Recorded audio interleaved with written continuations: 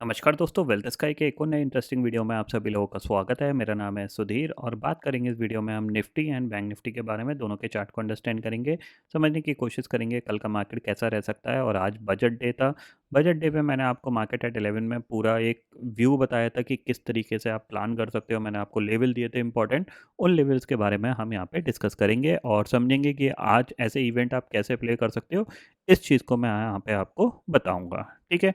तो वीडियो को यहाँ पे स्टार्ट करते हैं। तो सबसे पहले देखो, मैंने आपको क्लियरली पूरा एक्सप्लेन किया था कि एज अ ऑप्शन सेलर, क्योंकि देखो हमेशा ध्यान रखना, जो बड़े प्लेयर्स होते हैं वो कभी भी ऑप्शन बाय नहीं करते हैं, ठीक है ना। जो बड़े प्लेयर्स हैं वो कभी भी ऑप्शन बाइंग नहीं करते। वो हमेशा क्या करते हैं, ऑप्शन सेलिंग करते हैं। उनकी जो भी व्यू होगा, जो भी उनका तरीका होगा, मतलब उनको तेजी करनी है, मंदी करनी है और साइडवेज रहना है मार्केट का, वो हमेशा ऑप्शन सेल करेंगे, कभी भी ऑप्शन बाय नहीं करते, ठीक है। क्योंकि ऑप्शन बाइंग में क्या है, टाइम डिके अगेंस्ट होता है यहाँ पे।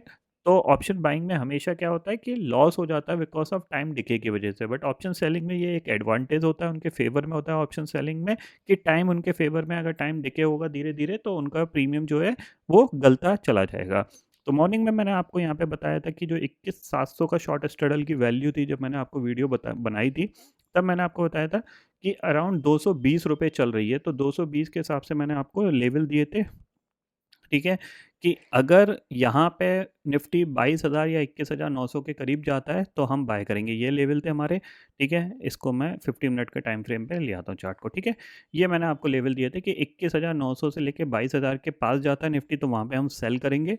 और किसी भी रीज़न से अगर ये नीचे 21,500 या फिर 21,400 के जोन में जाता है तो वहाँ पे हम क्या करेंगे, कॉल बाय करेंगे, यानी कॉन्ट्रा ट्रेड लेंगे। अगर कोई भी मूवमेंट ऊपर की तरफ होता है और इस लेवल तक निफ्टी आ जाता है 21,900 और 22,000 के पास, तो हम पुट ले लेंगे। और अगर किसी भी रीज़न से सेलिंग आती है तो 21,500 या 400 के जोन में या 350 के जोन में हम वहाँ पे आता है तो कॉल बाय कर लेंगे। सिंपल सा व्यू रखा था कि 200 पॉइंट के अंदर मार्केट को आ जाना है, तो हम इस तरीके से प्लान करेंगे, ठीक है। बट हुआ क्या आज के दिन में, कि मार्केट ऑलमोस्ट जो इसकी ओपनिंग रेंज थी उसी के अंदर ही ट्रेड कर गया।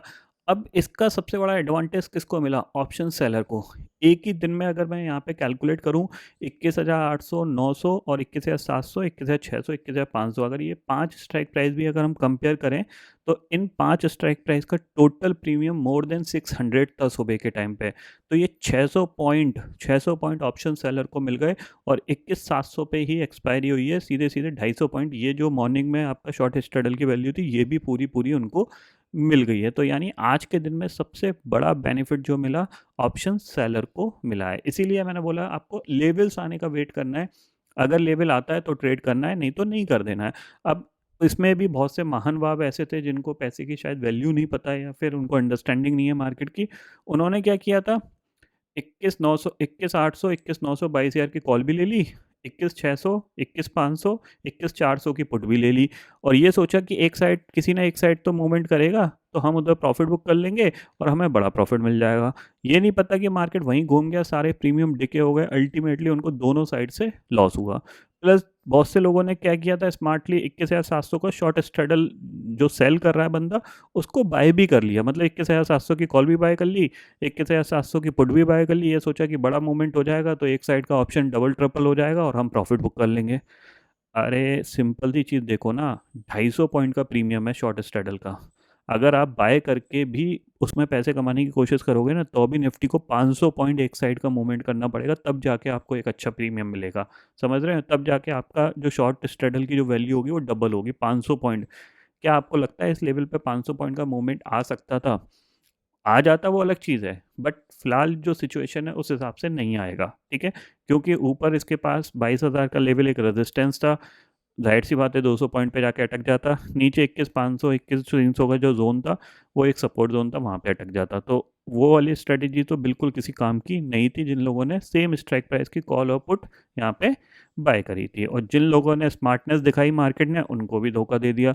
तो सिंपल सी चीज़ ये होती है कि आपको अपने लेवल आने का वेट करना है। इसीलिए मैंने आपको सुबह बोला था कि हम छोटे मोटी ट्रेड करेंगे, अगर हमारे फेवर में जाती है अच्छी बात है, नहीं जाती तो अवॉइड करेंगे, लेकिन हम अपने लेवल आने का वेट करेंगे। जैसे कि मैं आपको बताऊँ, मॉर्निंग में मैंने आपको दिखाया था, PY118 कोड है ये, ठीक है। फंड्स भी मैंने आपको दिखाया था कि 29,680 रुपये हैं अकाउंट के अंदर। आज का प्रॉफिट आप देख सकते हो 13,130 रुपये है, ठीक है, 13,130 है। फंड्स की टोटल वैल्यू 42,800 है, जिसमें कि 15,000 रुपये के आसपास यहाँ पे विड्रॉल भी कर लिए गए हैं, ठीक है। तो यहाँ पे आप देख सकते हो क्या कोई बड़ी ट्रेड थी यहाँ पे, अगर मैं आपको दिखाऊँ कंप्लीटेड ट्रेड में, आप देखो कहीं पे भी कोई क्वांटिटी ज़्यादा, देखो 1000 क्वांटिटी भी जहाँ पे मैंने पंच करी है तो वहाँ पे 5 रुपये का ऑप्शन है, ठीक है, नहीं तो 500, 200, 300, इससे ज़्यादा कोई बड़ी क्वांटिटी पंच ही नहीं करी गई है, ठीक है। क्यों? 100 क्वांटिटी आप देख सकते हो, 50 क्वांटिटी, इसीलिए क्योंकि प्रीमियम बहुत हाई है। आपका आईवीज ड्रॉप होंगी, विक्स ड्रॉप होगा, आप मार्केट वहीं घूम गया, आपको लॉस होना ही होना है। अगर आपने एक आध मोमेंट में प्रॉफिट कमा लिया और आप फिर भी कंटिन्यू लगे रहे तो चांसेस वेरी है कि आपको लॉस ही हो जाएगा, ठीक है ना। तो ये चीज़ पूरी मैंने आपको एक्सप्लेन करके दी थी कि ये इस सिचुएशन में अगर आपको कोई भी ट्रेड मिलती है तो 12 बजे के बाद ट्राई करना, 12 बजे से पहले तो बिल्कुल भी ट्राई मत करना, क्योंकि आईवीज बहुत ज़्यादा हैं, प्रीमियम बहुत तेज़ी से ड्रॉप होगा अगर मार्केट में कोई मोमेंट नहीं आया। तो यही रीज़न था, ठीक है। अब अगर आपको थोड़ी बहुत समझ होगी मार्केट की तो हो सकता है आपने आज का दिन अवॉइड कर दिया होगा या फिर छोटे मोटे अमाउंट से यहाँ पे ट्रेड किया होगा। मेरे को यहाँ पे मैंने आपको बता दिया अराउंड 13,130 रुपये का प्रॉफिट है और कैपिटल डिप्लॉयमेंट मात्र यहाँ पे 6-7 हज़ार रुपये का था, इससे ज़्यादा नहीं था, ठीक है। इतना आप क्लियर समझ लीजिए। और जो भी प्रॉफिट है अगर आप देखो जाए तो ऑलमोस्ट 21,700 की पुट और 21,650 की पुट इनमें ही है, यानी मैंने कोई बहुत फार अवे जाके काम नहीं किया, एट द मनी और slightly out of the money में ही काम किया, क्योंकि मार्केट ने कोई मूवमेंट नहीं करा, वो एक रेंज में ही फंस गया, तो उसी के हिसाब से यहाँ पे कामकाज किया गया। तो आई होप आपको मार्केट एट 11 के वीडियो से कुछ चीज़ समझ में आई होगी कि इवेंट को कैसे प्ले करना है, अपने लेवल आने का वेट करना है, जब अपना लेवल आता है तभी ट्रेड करना है, बीच में कोई ओवर स्मार्टनेस में अपनी एग्रेसिव पोजीशन नहीं बना लेनी है। बहुत से लोगों ने अपनी लॉस मेकिंग पोजीशन को और एवरेज किया, बाद में वो ऑप्शन ज़ीरो हो गए हैं। तो अगर आपसे आज गलती हुई है, आप आज प्रॉफिट नहीं बना पाए हो, तो उस गलती को आइडेंटिफाई करने की कोशिश करो, और अगर आप उस चीज़ को समझ गए तो नेक्स्ट इवेंट में आप डेफिनेटली ट्रेड कर पाओगे अच्छी तरीके से। नहीं तो फिर जाहिर सी बात है, सेबी का ऑलरेडी डिस्क्लोजर आता है, 10 में से 9 लोग लॉस में हैं, तो फिर जाहिर सी बात है एक में आने में थोड़ा सा टाइम लगेगा, ठीक है। अब बात कर लेते हैं कल के मार्केट की, कल क्या हो सकता है। तो देखो सिंपल सी चीज़ है, कल फ्राइडे का ट्रेडिंग सेशन है, मोस्ट प्रॉब्ली यहाँ पे मार्केट साइडवेज जाने के चांसेस बहुत हाई हैं, क्योंकि कहीं न कहीं मार्केट क्या कर रहा है, अपने आप को थोड़ा-सा सैचुरेटेड कर रहा है, क्योंकि इवेंट खत्म हुआ है। थोड़ा-सा मार्केट कल भी थोड़ा-सा यहाँ पे साइडवेज सा ही मेरे को दिख रहा है, तो कुछ ज़्यादा प्लान कल के लिए नहीं है। ऊपर 21,800 पे ये रेजिस्टेंस फेस कर रहा है, ठीक है। 21,800 के ऊपर अगर ये सस्टेन करता है तो हम एक्सपेक्ट कर सकते हैं कि 21,900 या 950 तक जाने की कोशिश करेगा, और नीचे अगर 21,600 के नीचे जाएगा या फिर 21,500 के नीचे जाएगा तभी कुछ हम एक्सपेक्ट कर सकते हैं, बड़ी सेलिंग आएगी। अदरवाइज़ यही रेंज है जो इसमें क्लियरली दिख रही है। तो मैं इस रेंज को अगर दिखाऊँ तो यही रेंज है मार्केट की, जो कल भी फॉलोअप हो सकती है। 21,830 से लेके 21,450 की 100-150 पॉइंट की यही वॉलेटिलिटी इसमें रह सकती है, ठीक है।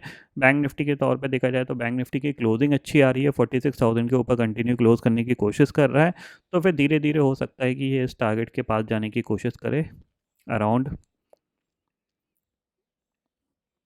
ये जो हाई था बेसिकली 46,500 का, जहाँ से ये वन वे फॉल हुआ था, तो 46,550 के आसपास जाएगा, और अगर इसको क्रॉस करता है तो 47,200 नेक्स्ट टारगेट होगा। बैंक निफ्टी ने ऑलरेडी एक कल अच्छा मूव दिखा दिया था, तो आज ये भी कंसोलिडेशन में चला गया, तो 1-2 दिन ये भी कंसोलिडेशन करेगा। तो बेसिकली यहाँ पे कल मेरे को कुछ दिख नहीं रहा कि कुछ बड़ा यहाँ पे मार्केट में होगा, क्योंकि आज इवेंट खत्म हो चुका है और लोगों की पोजीशन हल्की हो चुकी हैं, और कह सकते हैं आईवीज भी ड्रॉप हो चुकी हैं, विक्स भी ड्रॉप हुआ, तो यहाँ पे कुछ बड़ा एक्शन होगा उसके चांसेस थोड़े से कम है। बट फिर भी मार्केट है, कुछ बड़ा करता है तो हमें ऑन स्क्रीन पता चल जाएगा, उसके लिए हम वेट करेंगे कल के मार्केट का खुलने का, ठीक है। तो फिलहाल दोस्तों इस वीडियो में इतना ही है। आई होप ये वीडियो आपको पसंद आएगा। वीडियो पसंद आता तो लाइक और शेयर जरूर करिएगा, और चैनल को जो सब्सक्राइब कर लीजिए, क्योंकि मैं सुधीर लेके आता रहूँगा हर दिन आपके लिए नए नए वीडियो। इसी के साथ शुक्रिया दोस्तों, जय हिंद।